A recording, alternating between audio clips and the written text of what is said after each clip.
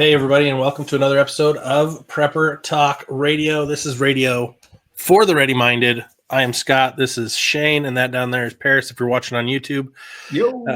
Make sure you guys hit like and follow on this stuff. Make sure you turn on notifications because we drop a new episode every Tuesday and every Thursday. We do our live events every Wednesday night at 6 p.m. Mountain Time. So I want to get you guys engaged, enjoying our content. Give us a review. We'd love to hear back from you. How are you guys doing tonight? Doing fine. Doing good. Yeah, doing all right. Awesome. Excited to be on the show because it's always a highlight. It's a highlight of the lowlights of the future. Well, even it's just fun to be able to talk about stuff that's passion for me. And no matter how bad the week's going, it's like some days you get on as soon as you hit record, you're like, okay, yeah, this is gonna be good. Let's go, woohoo! Like you gets the energy back again, even if there's a little bit of if you've I've had a little bit of a lull today, but it's nice to get on and talk to you guys and talk to the listeners and just share some thoughts because it just makes me feel better anyway. So I'm grateful for it. Kind of a selfish reason for doing it, but anyways. I hear you. But it is at the end of a day, kind of a long day, and get a little bit tired, a little like I just want to unplug. But definitely it gets me into a different world, right? And totally different mindset. I'd like to live in this mindset full time, right? That'd be nice. Thank you, Wayne. So basically what you guys are saying is you're not so excited for the apocalypse, but you're pretty excited about doing the weekly podcast. No, the other way around. Oh, the other way around? Okay. Yep. Yes. At some level, at some level, I know it's going to be difficult. It's going to be hard when the apocalypse hits. But at the same time, it's like, I can finally not have to worry about all these clients calling me because the grid's down. There's not going to be all the maniac stuff. A lot of the stress. It's a whole new level of stress, a whole different kind of stress. So I'm sure it's going to be, a learning curve. But at the same time, it's like some days I'm like, can I just unplug and just go? What is that old commercial? Calgon, take me away. Yeah. Apocalypse, take me away. Yeah, apocalypse, take me away. I guarantee you, it won't take very long to wish that we were back to where we are now. Exactly, right? Once we're in it, we'll be like, man, I wish it was like it was before. But at that point, there'll probably be no going back. So basically, what you're saying between the two of you. We need to come up with our own product line of SHTF soaps for the apocalypse, so we can be prepared. I'm just kidding. Write that down. Way off topic. Apocalypse SHTF. soap. SHTF soap. So anyway, guys and gals, thanks for listening. Thanks for being here tonight. We're going to be diving into lockdowns, aka martial law light. It's not an app. You're not going to go find this on Google or Apple Play or Google Play or Apple anywhere like that. It's just going to be what it is. And as we prepare for everything, you've also got to make sure you're preparing for something. So this is a great thing to be focused on. One of the funny things is we talk about in shutdown scenarios, a lot of the non-essentials get paused. You don't get to go to work. You don't get to do the normal things in life, right? They shut that down. One of the funny things is my car decided it was not essential during the lockdown. You guys ever had that happen where your battery just decides, hey, we're not going to take a charge anymore. We're done. And your car's just stuck? Well, yeah, I mean, it happens. I opened up my garage the other couple weeks ago and tried to drive and it wasn't doing it what it was supposed to. So maybe that's the same thing. 100%. So that's happened to me a couple times. In both cases, I had to buy a new battery, but I wanted to point out something that I love, something that I'm grateful I bought 7 years ago. It's this Survival Frog pocket jumper. What? I can jump my car 4 times off this. I can also use it to charge my phone and other devices. It's got these cool little plugs. So if you guys want to get one of these, they've got a new one. It's even better. Go to survivalfrog.com. I had this thing in my car for over a year between charges. I used it a few times, forgot to take it in. I know Shane's probably shaking my head. Right, I'm like, shaking my, yeah. I forgot to go and recharge this. I'm like, oh, I've used it twice. I better go charge it. left in my car for over a year. It had one jump left on it. So apparently I used it 3 times. And one jump left on it. When I pulled it out, my car battery was completely dead. My trickle charger wasn't charging it. I'm like, oh crap, what am I going to do? I didn't have anybody I could get a hold of to get my car started. Everyone I called is like, oh man, I'm sorry, I'm out. Whatever. I found this. I tried it and my car started, and I got down to the shop, swapped out my battery, and I was fine. Since I've plugged this in and recharged it, and I'm putting it back in the car, but this has happened to me twice where I've had to use this as a last ditch effort. And honestly, go get one. You can get 10% off at Survival Frog when you use the promo code PrepperTalk10. It's just the number 10 at the end. PrepperTalk10. It really is amazing how well those things work.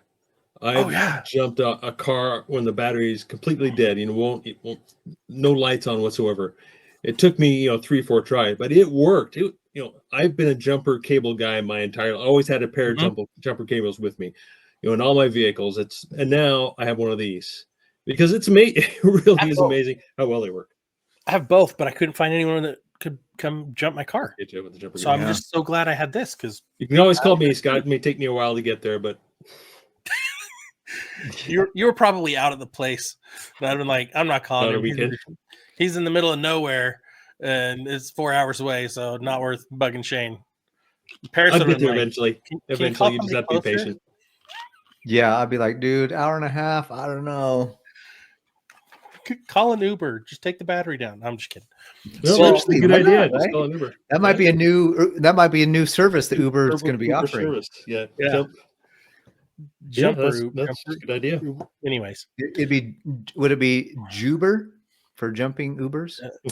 So speaking of martial law light, let's circle back to our topic for the night.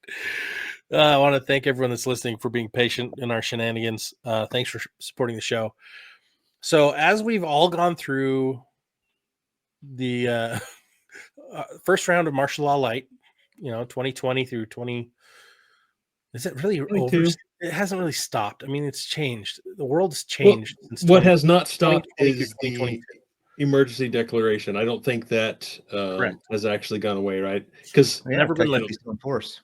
Right. Exactly. But yeah, the martial law essentially. And of course, they try and paint a bit of a rosy picture. This is for your safety and your security, right? Ooh, warning with those big words, right? Safe and secure. This is for your own good. I think we can all now think more critically when we hear those words, right? And lockdowns. So I don't know what we need to do to skirt the algorithms of this conversation. But maybe we're safe. I really don't know. So we'll skirt the words that starts with a V, and we'll skirt the word that starts with a C, and I think we'll be okay. For those of you listening, you know exactly what we're talking about. You know the words. Yeah. Today's show is brought to you by the letters C and V, and the numbers. Oh, my childhood. Oh man, Sesame Street. Thank you very much. Okay, so the last time we had one of these scenarios, the lockdown, there were also shortages of certain things, right? The lockdown, we all kind of have a basic understanding of what's going to happen if there's another one of these. We're going to have stay-at-home orders. We're going to have they're saying there's going to be other things going on, but we're going to have probably more mask mandates, as ineffective and useless as those were. And unconstitutional and everything else wrong with it.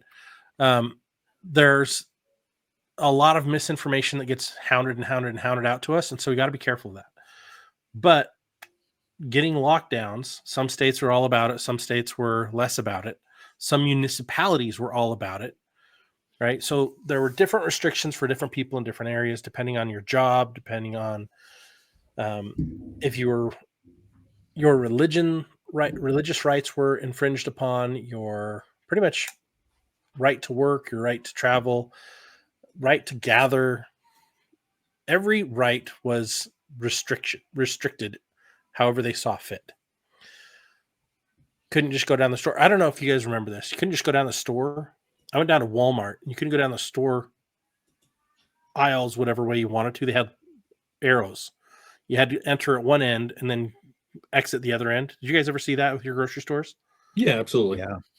Well, I also saw these little machines, these little robots that were walking down the aisle, and every once in a while they'd spritz this disinfectant spray. Really? Did you ever experience those? No, I never saw this. I don't know how long they lasted, but I stopped shopping at Walmart immediately when that happened. So I went to the next grocery store that we usually use, and they didn't have arrows. And so I stayed going to their place. They didn't have little robots spraying me with whatever toxic chemical that was. But I was honestly, I was all about not being out in public as much as possible because it was so nice to not have to deal with the shenanigans. Mm-hmm. Well, one thing I wanted to point out there is that, and I've said this before, is that our rights weren't taken away; they were infringed, but it was really about what are the consequences to the the lockdowns, whatever restrictions they're putting on our freedoms. Right? It's what was the consequence, and are you willing to accept and deal with whatever that consequence is? Is it going to be too much of a headache, and you're just going to go with the flow, go along with the orders, right? Mm-hmm. Air quote orders, or are you going to just deal with whatever the consequences are? And I think the last time around, there really weren't many consequences. At least I didn't see them personally for, other than bad looks, right? People looking at you like you're a bad person, and maybe saying something to you. Though, say that again. You couldn't go on airplanes. You couldn't go on public transport. Without a You mask. couldn't take a Lyft or Uber without wearing a mask. Mm-hmm. So there were those, but as long as you're in your own vehicle, you could still travel. But yeah, you're 100% right. Like the consequences really didn't seem like a lot, unless you worked in the military or for the government and they mandated, right? There's certain professions where they mandated a jibby jab. That was insane. Yeah, and I brought that up mainly because I think it's going to change dramatically next time. You think because we know the elite and certain individuals in particular have said there will be another pandemic. I'm going to use that word because you know how much I love that word. That it will be worse next time, and you know what? Maybe next time it will be real. Maybe there will actually be consequences as to actual sickness, actual deaths, not caused by the letter B that's brought to you today by us, our podcast, right? So, and so that's one thing that's constantly on my mind when they bring up, oh, there's going to be more consequences. This actually may be real this next time. So maybe we shouldn't go that route because they really destroyed the faith and confidence of the bulk of Americans anyways, and the bulk of the citizenry in just do it because I said. Well, no, we're going to have to see some real consequences if we don't do it. Otherwise, we don't believe you. What you're telling us is a bunch of junk, because now that there's so many studies that are coming out from different major medical organizations that are saying, hey, this stuff was not right. There's a bunch of spike proteins. There's a bunch of change. The mRNA stuff changed our DNA. I mean, there's some stuff that's coming out now that is like, holy cow. We really, and the people that took it, I hope they are okay. But there's a lot of, those died suddenly stories that are still, even today, they're still coming out. Like young people that are just not, and it's sad. And at the same time, is it going to be a pandemic, or is it going to be something else? Is it going to be a war? Is it going to be civil unrest? What is it going to be? We don't know. But is there a chance that there's going to be some kind of a lockdown again in the future? Certainly. And there's even places right now. I know that Germany was, right now has had a lot been in the news lately because they were basically going after all these people for posting stuff online that wasn't, very kind. And, anytime whether it's a lockdown or whether it's just the threat of, any kind of freedom that's been infringed upon, That to me is a lot. That's a verbal lockdown. Hey, if you post anything online that we don't like, we're coming after you. We're going to arrest you. We're going to throw you in jail. We're going to fine you. We're going to do all this stuff. Like, that's a form of lockdown, in my opinion, because now I don't want to say anything. I don't want to put anything on my social media feeds or my X or Twitter or wherever else.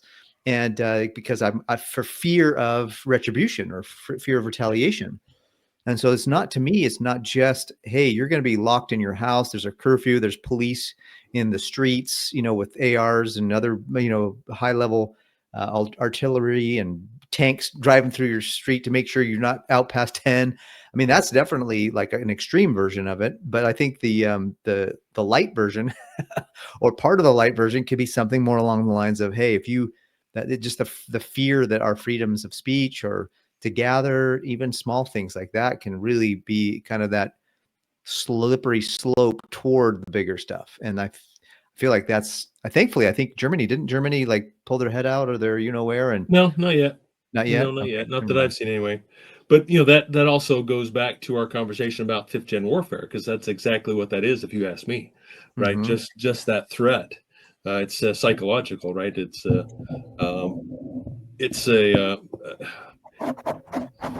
We should take it as as not as the kind of warning they wanted it to be, right? They're trying to warn us, but we should know by now, like you said, after what happened the past couple of years, that the opposite type of warning that it should actually be, right? It's we should recognize it for what it actually is. They're trying to scare us. I mean, right after the other one in 2020, they came out with in 22 or 3. Oh no, the monkeys are coming after us. You know what I mean? The monkeypox. The monkeys, not the chickens. The chicken pox is not coming after us. The monkeypoxes are coming after us now. Mm-hmm. And so it's like, okay, that's a bunch of, and did it, whatever. I mean, I don't know. Maybe somebody somewhere in the world died, but I didn't hear about it. That like kind of fizzled out, went nowhere, because everybody's like, look, we don't believe your crap. And now there's this huge resurgence of the measles somehow or another. I was Dr. Tenpenny. I know she was very vocal during the whole period of time as a constitutionalist and a conservative, and just somebody who was trying to get the truth out about what was really going on with the first China flu. She was talking about how, the measles is just a stronger form of the flu. And as it goes through its process, you come to a point where you have some skin issues. And she said, we found that just upping the dose of vitamin A. And if we get censored on YouTube for saying that lemons are bad, I'm probably going to get censored for saying this right now. Take more vitamin A.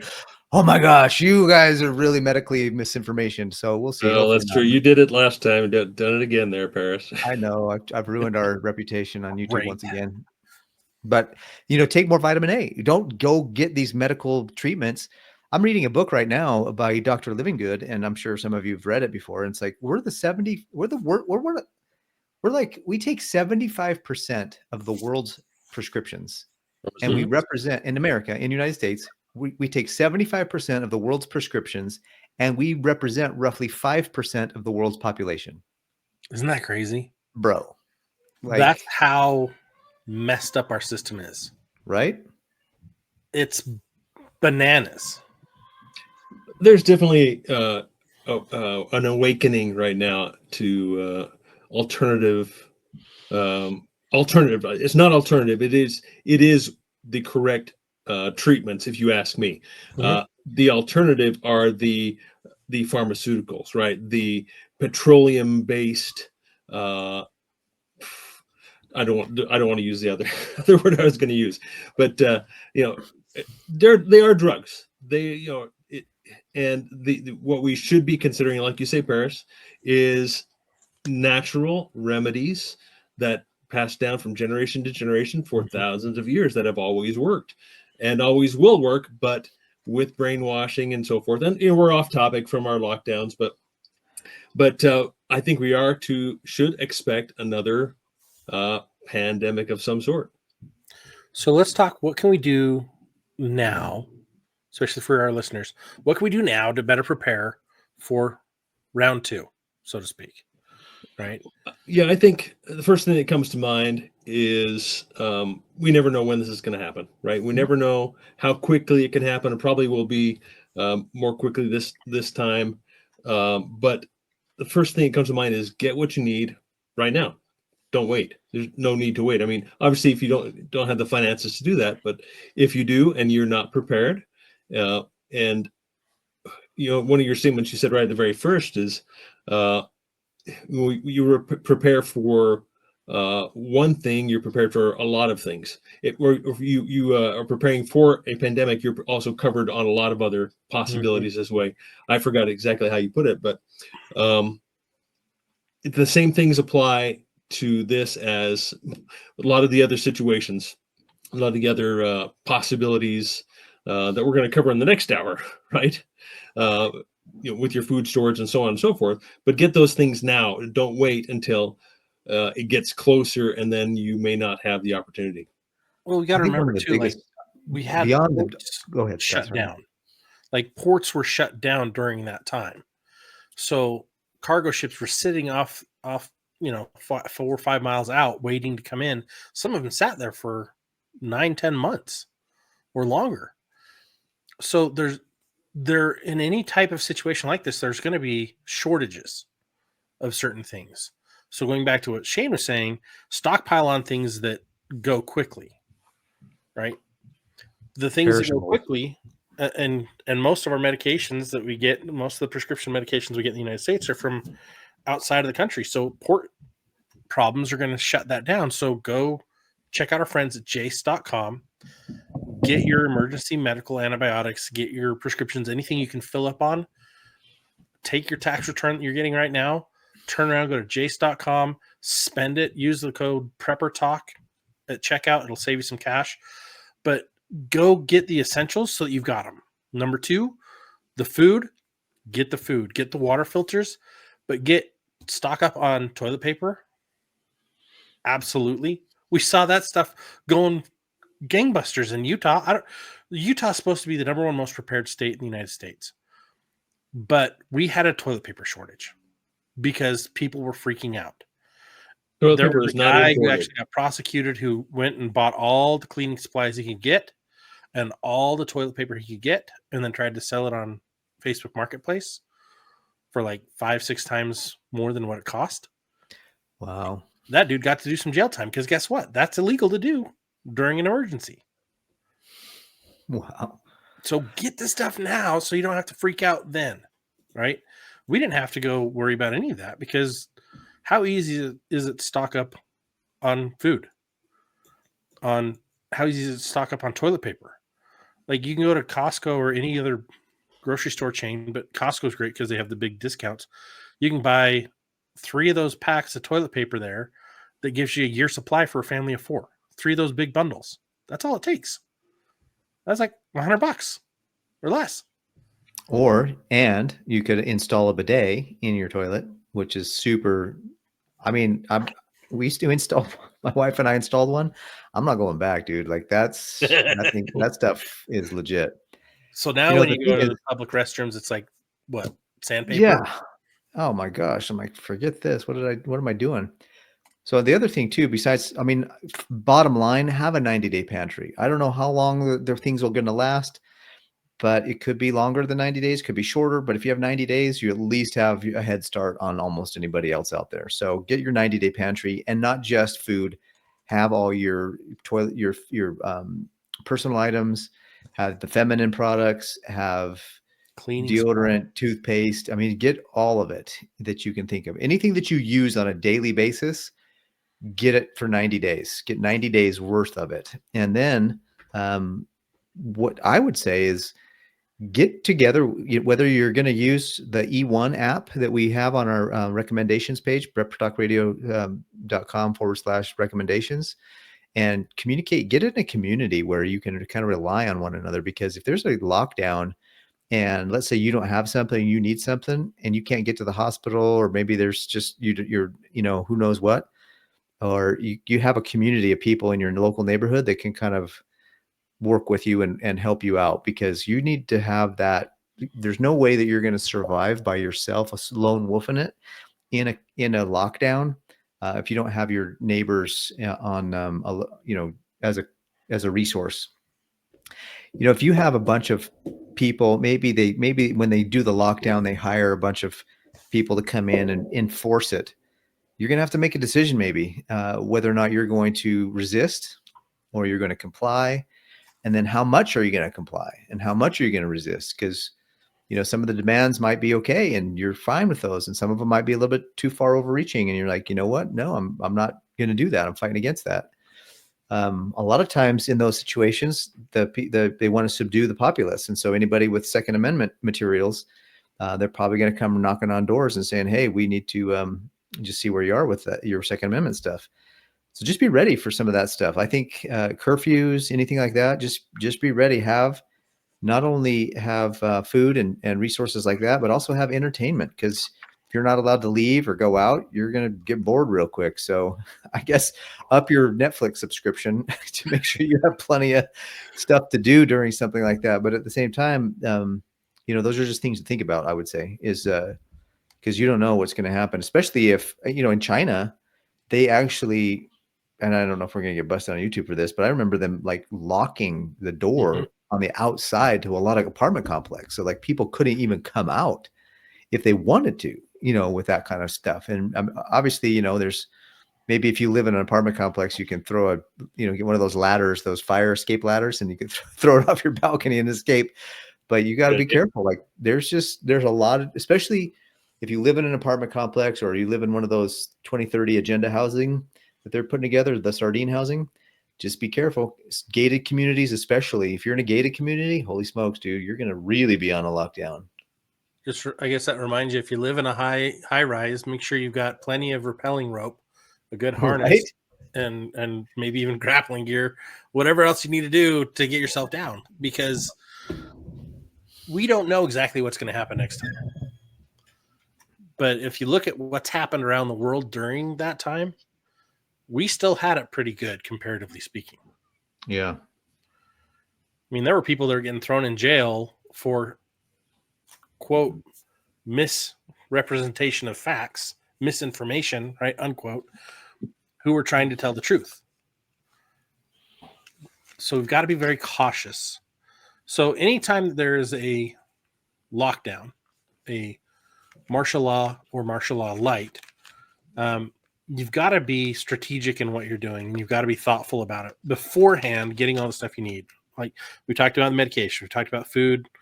It's good to have extra clothing. Obviously, it's good to have cleaning supplies. It's good to have, hand sanitizer was another thing that went short all the time. It's good to get that bidet in. One of the cool things, one of the tools that I use, we've talked about this before. We make our own hand sanitizer now because it has a method to do it with the H2Go purifier. If you guys want to go get one, you can use our promo code PrepperTalk. You can get money off on that too. H2 GoPurifier.com. But get all this stuff now so you're not freaking out later when you need it, right? Always have a stockpile of everything you need for at least 90 days so that you don't have to freak out when they put these restrictions on. Create another income stream. I know this isn't a normal thing to talk about with prepping, but create another income stream, or have cash on hand, or have other monetary value stuff on hand ready to go, because you may not be able to go to the bank. You may not be able to go get stuff you need. They may restrict movement with debit cards. That happened in some parts of the world. Their bank wouldn't work because they weren't adhering to the new rules. So have another way to get by. We have a great set of resources on our website at preppertalkradio.com/library. And there's a new book that's out that we're probably going to need to be adding to this list here pretty soon. It's Nicola Pellion's 250 Lost Apothecary or whatever. So, I mean, definitely want to get your medicines, your Jase Medical, and for quick stuff. But I would also recommend building up a little bit of a home apothecary. Get some of the herbs, get some of the medicines that are more natural for the longer term stuff. Because at some point, you can only buy so many prescriptions until those will run out, depending on how long anything lasts. But if you know how to do a little bit of foraging, or if you know how to like maybe plant some seeds with some herbs and grow your own herbs, that's more sustainable long term, more renewable, if you will. I bought the book. I'm going to be reading through it. There's some absolutely fantastic home amoxicillin. They go through a lot of recipes in there just on how to stuff that we've been relying now on the pharmaceutical industry for, that 100 years ago we just pretty much every mom and dad knew how to go out in the yard and grab whatever they needed to help their kid, or what I mean. So it's like we need some of those lost ways, if you will, are found in our library, and I'd highly recommend going there and picking up one of those books, especially the indie books on how to help people, first aid, medicines, illnesses, just natural resources and stuff like that as much as possible. Another thing I was considering is that back almost 5 years ago now, when we had the first shutdowns, shutdown of, people couldn't go to work, had to work from home, couldn't go to school. We talked all about this. There was still some confusion up front as to what was actually going on, what was real, what was fake, and so forth. So I remember going to the store, and with a little bit of nervousness, right? I mean, required to work to do this and do that, but wanting to get in and out. And it seemed like everyone else around also had that. We're on edge, right? It was not fun to be out there, and so, and of course, I went. I didn't, ask the wife to go out and do that, and I went out, and of course I'm always prepared when I go out with certain freedom seeds and tools and such. And I think it's going to be different this next time, because we are further down the road. We're another 4 or 5 years down the road with our economic decline. Things are far worse because of what happened for the first lockdown, and I don't know if I'm going to say they, air quotes, right, if they accomplished their full purpose of what needed to be done. They did a lot of damage, no doubt. But I think what would happen this next time, if there is another similar shutdown, is our economic decline or collapse will happen much more quickly. And that in that case, right, if businesses are shut down when the economy is already weak after this first round of pandemic, that it's going to be much worse this next time around, or it's going to happen more quickly, and the government's going to, and this is another topic we could talk about. Government's going to react more quickly. We're already looking at another set of stimulus. We're talking about the Doge refunds, right? It's what it is really, is a stimulus, if you ask me.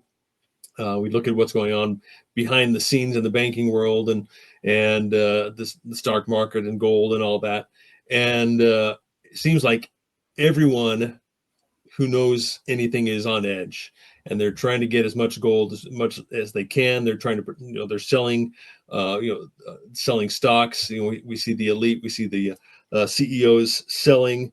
I mean, look at Warren Buffett. He's in the biggest cash position with 300 something $billion. Something's going on back there, and that we're not aware of, that we're not privy to. And one more little thing, not that a lockdown is a little thing, but that could tip everything over the edge. And so I think if we think it's going to be like the previous time around, where we're going to have time to go to the store, we're going to have time to go get cash, and things will be, people will be more aware, and so they won't be complying as much. However, I don't know that the system itself will be intact as much as it was before, if that makes sense, right? Yeah.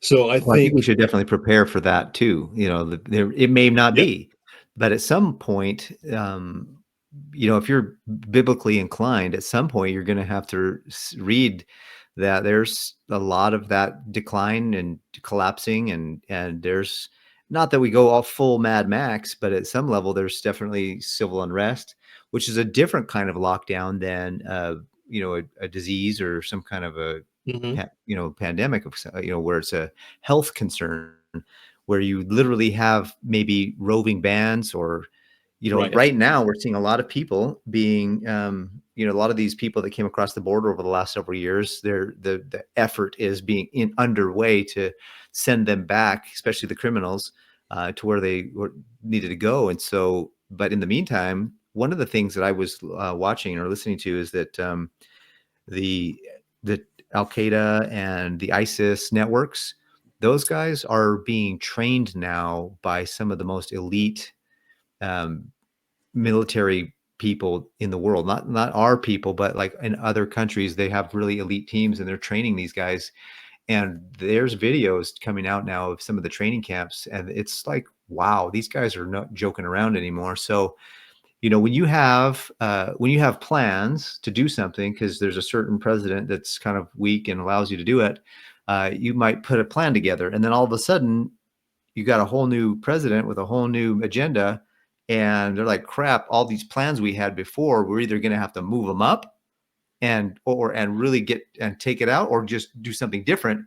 So it's not just, to me, it's not just, are we going to have another health flu that's issue or another measles outbreak? To me, it's also like, wait a minute, we could still have a terrorist attack. We could still have that kind of thing where it drops the grid, drops us down to maybe kind of that no electricity. No, those things are always possible. And the reality is that whether it's possible, whether it happens or not, you've got to be ready for it. And I like I think, Scott, I think the way you put it earlier, you can't, preparing for everything. I think you said something along the lines of, when in preparing for everything, you've got to prepare for something like that. And I think prepare for something, and you're preparing for everything. Yeah. So if you prepare for earthquakes, build that out, and now prepare for floods, build that out, now prepare for pandemic, build that out, now prepare for, every time that you have a new thing to prepare for, once you've prepared for one thing and you feel like you've got 100% or close to it for that, then move to the next thing and prepare for that. And you'll find there's a ton of overlap, but maybe there's those few extra little items that you can get to really kind of solidify that preparation. And there's just enough things out there that I think that we need to be watchful. That's the biggest thing, is just be watchful, because if they pull a fast one, we might have a couple years of good stuff with the current administration. We might have, or we might have oh crap, with this administration, we better act now and get it done before they, get everything. It happened during this administration's first round. It's true. That's what we've got to remember, right? It started during this same administration's first time in number 45. Now we're back in number 47. It's the same guy. It started in number 45s. So we've got to be aware of that. Like, that's when things got weaponized and it went everywhere. So in the opening, I talked about you can prepare for most everything when you pick one thing to prepare for. Oh, that's what you said. I like that. You pick one thing, whether it's the apocalypse is your one thing, or a lockdown, right? Another pandemic, a financial collapse, an earthquake, right? Pick one thing, and it's amazing how much crossover it is. When you do that one thing, it will get you, I believe it'll get you close to 80% prepared for just about everything. Because the overlap on everything, the 90-day pantry is the biggest overlap on everything, right? Your medications, your first aid training, you can go and get tons more stuff and get even better prepared for everything. But if you pick one thing, and it's amazing, as you're preparing for that one thing, you're overlapping for so many other things. That's where we need to spend our time, on the things that are going to get us prepared for everything. So in this case, pick this one thing.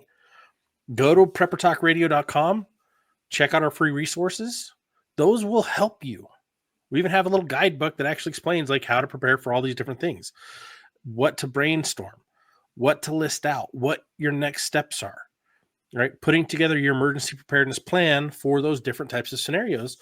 It's a great activity to go through with your family, because it'll help you get better prepared for everything. But any one of those that you choose will cover a lot of the same bases, similar bases for those other things. Well, I think one critical aspect we shouldn't forget about lockdowns in particular, maybe more so for pandemics and such, is the psychological aspect of it, right? What we experienced before is now known Mhm. as mass formation psychosis, right? Mass formation, in short. Oh, yeah. And what that essentially means is a community or entire groups um, were deceived, right? To put it mildly, put it kindly, uh, and were manipulated. And so, and I believe a big part of that, of people's sickness, is the fear aspect. Uh, and part of that is not being prepared. If you're not prepared, you're going to be scared, right? We've seen this before, right? To a certain degree, we've seen things before.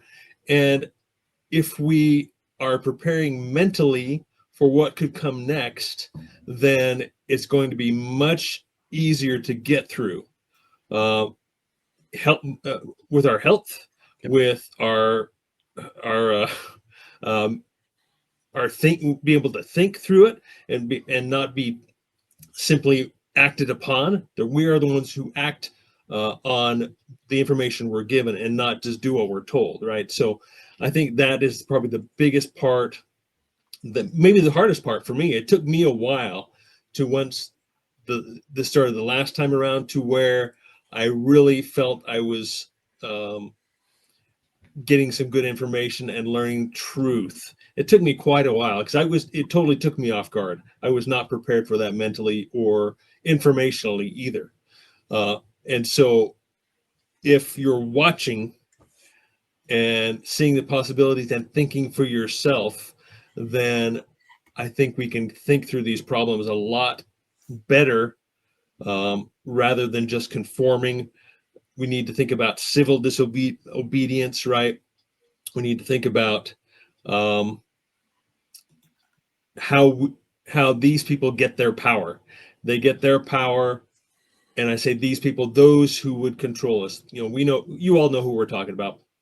They get their power by us giving it to them through different ways, through with our money, with uh, our choosing to follow, right, with our own will, choosing to follow their dictates. And I think if we can do that on a larger scale than last time and not conform, and have the opposite mass formation against those who would rule over us, then we will be acting from a position of strength and a lot more confidence and a lot less fear. Yeah, I think one thing too, if you were in a business or an industry that was deemed non-essential and you were sent home and weren't able to work, I feel like you need to have a lockdown fund because if you were locked down before, you're probably gonna be locked down again. And if you can't work, you don't have an income. And that is a huge thing for the psychology of anybody. Work is good for man. And Mhm. to be able to be active, to be needed, to be wanted, to be useful is a huge way for us to stay healthy, mentally healthy. And so if you don't have, if you're in a position or a job that you think you would not be able to continue to do it in a lockdown, start a fund, start saving up for that. And you know what? Saving money like that will build you confidence. Even if you never use it for a lockdown, just having savings will build a ton of confidence in other things. It's just good anyways. And as a financial guy, that's my plug. Perfect. Well, guys, thank you everyone for listening in tonight. Thank you for liking and sharing and giving us your feedback. One of the cool things about our podcast is a lot of the topics come from our group, so make sure you join the group. No person will survive as well alone as they will in a group. To close out the show, I want to read this little quote to you I got from a friend posting this. It says, "Beans and ammo are great and all, but if you think society is going to collapse or lock down, you need to be stocking up on friends. Society is stronger than rugged individualism. Make sure those friends are like-minded and to help them better be prepared, make sure they're tuning in to Prepper Talk Radio. We love to help everyone we can. Thank you for tuning in and not tuning out. We'll catch you guys on the next episode. See you next week. Take care, guys.